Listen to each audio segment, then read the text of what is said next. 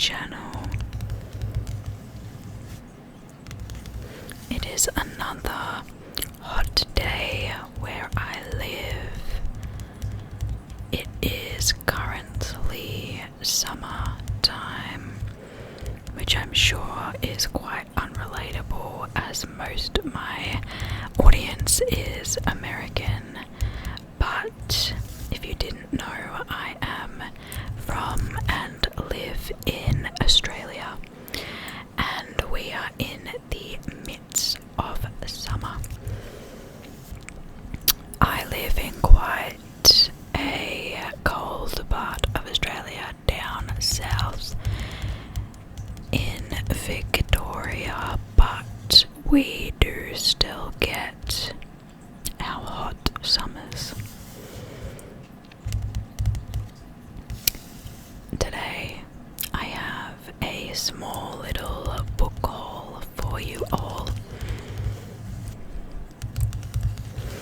In case you missed this in one of my last book hauls, but I am jobless at the moment, so book hauls will be still as frequent but featuring less books.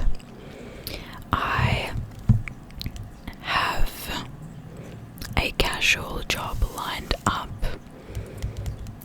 but only a few days a week because I'm focusing on my post-grad studies.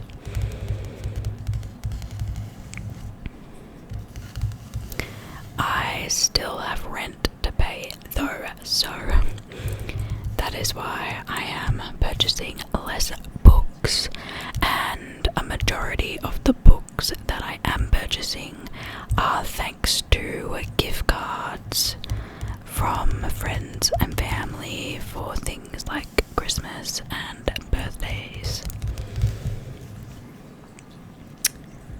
Without further ado,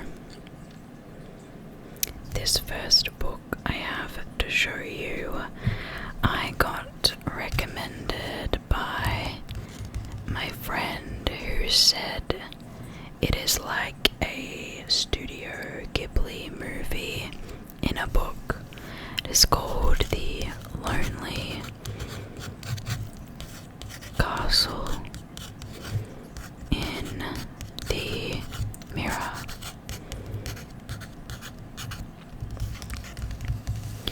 I hadn't heard about it before she recommended it to me.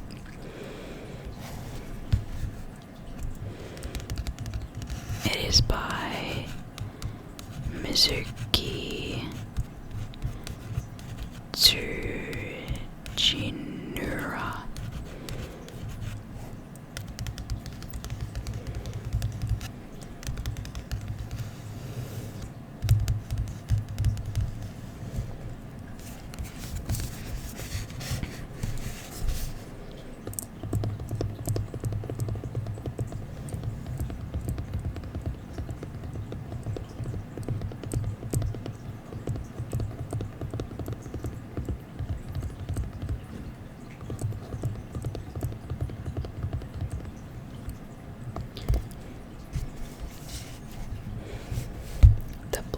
Here reads, in a neighborhood in Tokyo, 7 young people wake up to find their bedroom mirrors shining.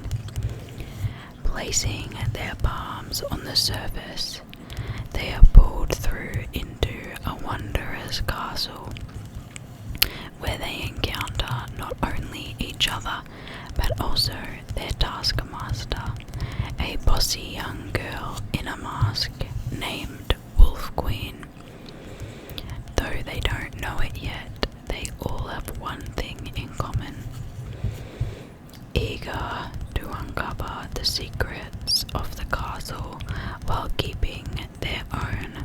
Their time here will not be without glitches. stages. For a start, each day they must leave by 5 o'clock or face a terrifying penalty.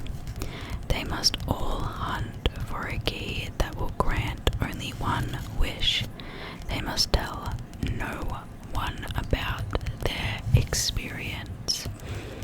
As they struggle to abide by the rules of the game and each other's emotional boundaries, a moving story unfolds of 7 characters trapped in a cycle of misunderstanding and loneliness, who are ultimately set free by the power of friendship, empathy, and sacrifice.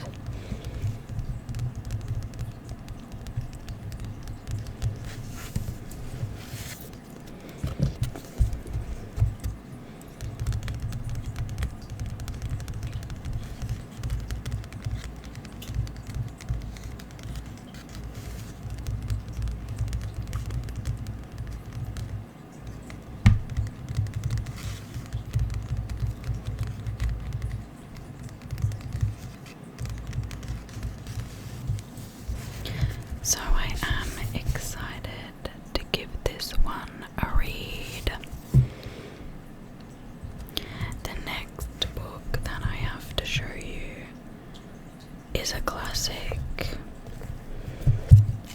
all about love by Bell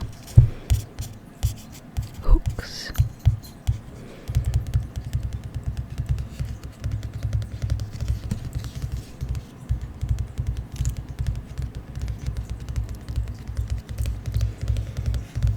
I think it's criminal that I haven't read this book yet.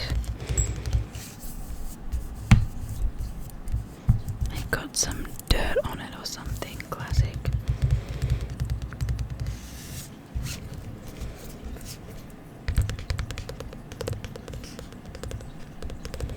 The tapping definitely sounds better with the book lifted up.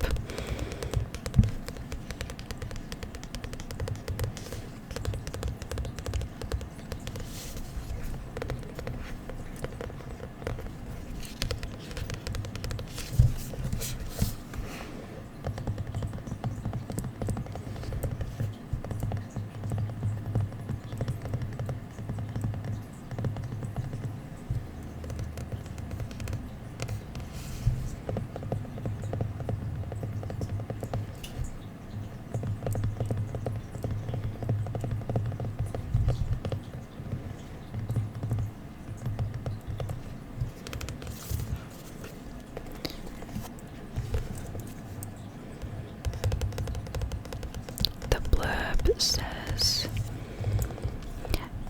the word love is often most defined as a noun, yet we would all love better if we used it as a verb, writes Bell Hooks as she comes out fighting on fire in All About Love. Here, at her most provocative and intensely personal, the renowned scholar, cultural critic, and feminist skewers our view of love as romance. In its place, she offers a provocative new ethic for a people and a society perfect with lovelessness. As Bell Hooks uses her incisive mind and razor-sharp pen to explore the question, what is love? Her answer strikes at both the mind and heart. In 13 concise chapters, Hooks examines her own search for emotional connection and society's failure to provide a model for learning to love. Razzing the cultural paradigm that that the ideal love is infused with sex and desire. She provides a new path to love that is sacred, redemptive, and healing for individuals and for a nation. The attuned reader declared Bell Hooks one of the 100 visionaries who can change your life. All About Love is a powerful affirmation of just how profoundly she can.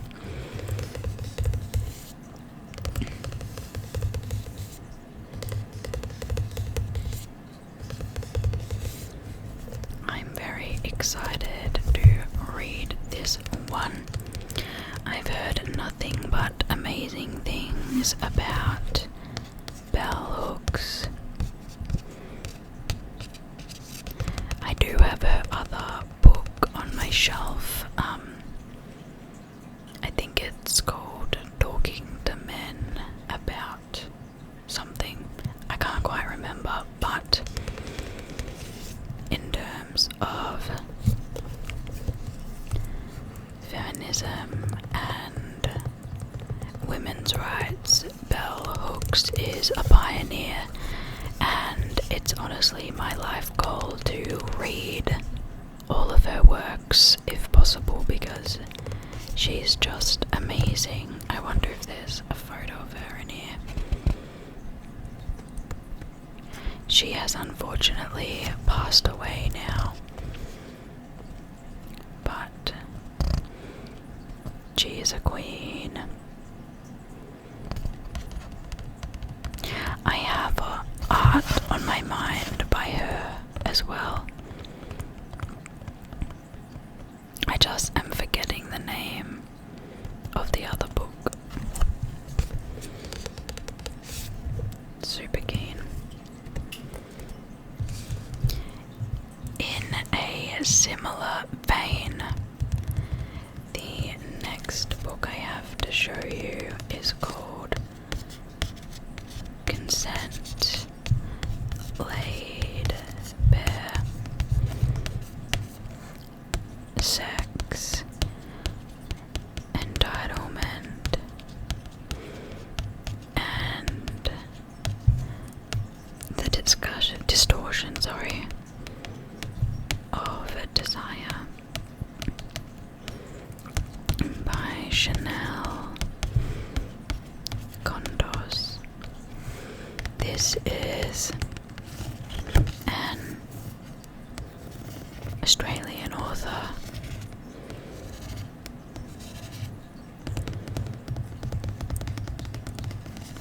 So of course I am excited to support.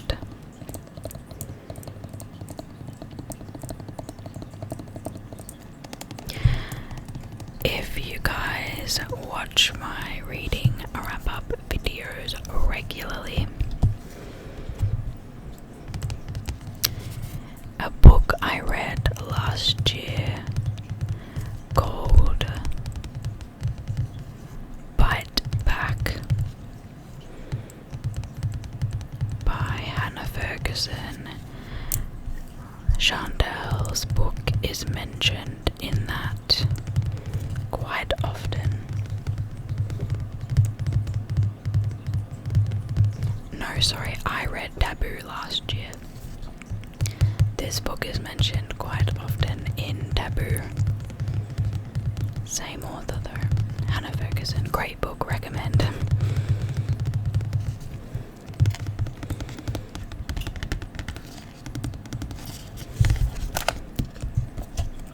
This book is a bit chunky, but I think it's well worth the read.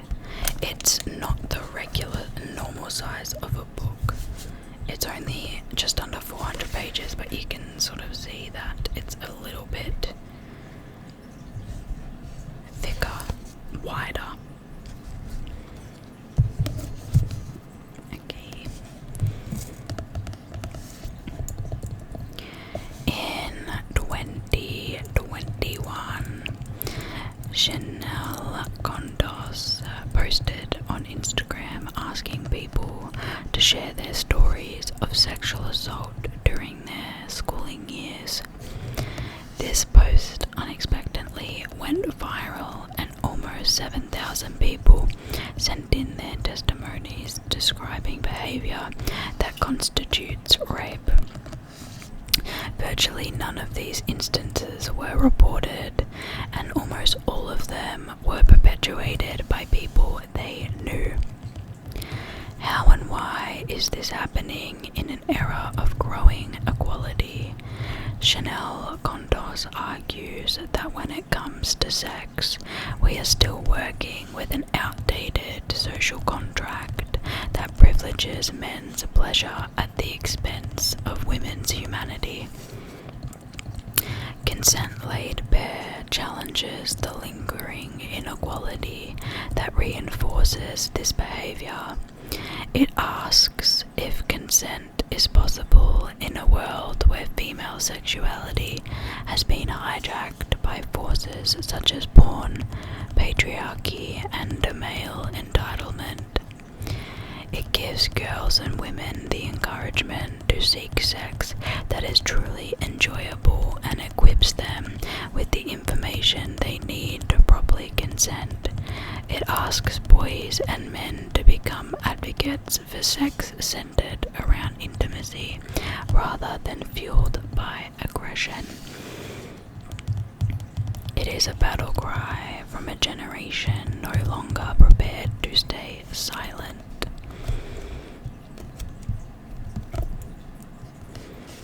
Chanel is a Gen Z author, and I think it's just wonderful to have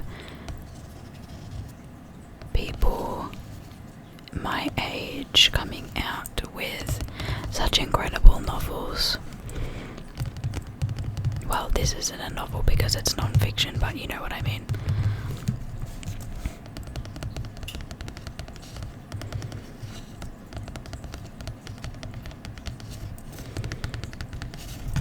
I'm very excited to get to this one.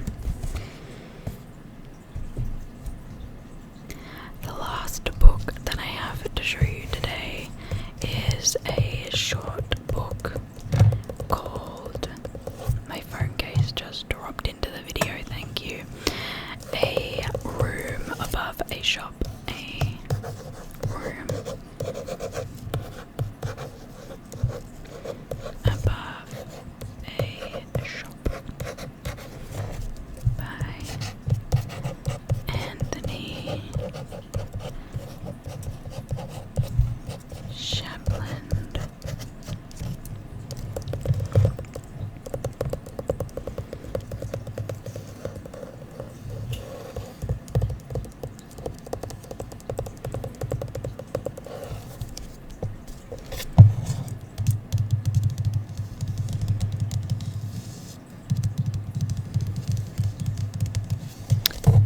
Is the blurb on the back? No, it is not. You never know with hardcovers. That's one of the reasons that I tend to avoid them as much as possible.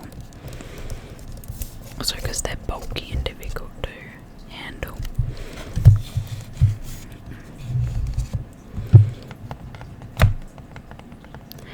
When two quiet men form a tentative connection, neither knows where it might lead. M has inherited his family's ironmongery business, and B is younger by 11 years and can see no future in the place where he has grown up. But when M offers him a job and lodgings, he accepts. As the two men work side by side in the shop, they also begin a life together in their one shared room above. The kind of life they never imagined possible, and that risks everything if their public performance were to slip. Unfolding in South Wales over 3 years during the decade of Section 28 and the age of consent debate, and against the backdrop of HIV and AIDS crisis. This is a tender and resonant love story and a powerful debut. For those who don't know, Section 28 was a British law that outlawed the promotion or public displays of same-sex relationships. So I've heard really good things about this book, and I am very, very excited to give it a read. That is the end of my pile to show you today. Thank you so much for joining me. Leave me a comment down below if you've read any of these books and what you thought if you have read them. Don't forget to give this video a thumbs up and to subscribe to my channel. Thank you so much, and I will see you in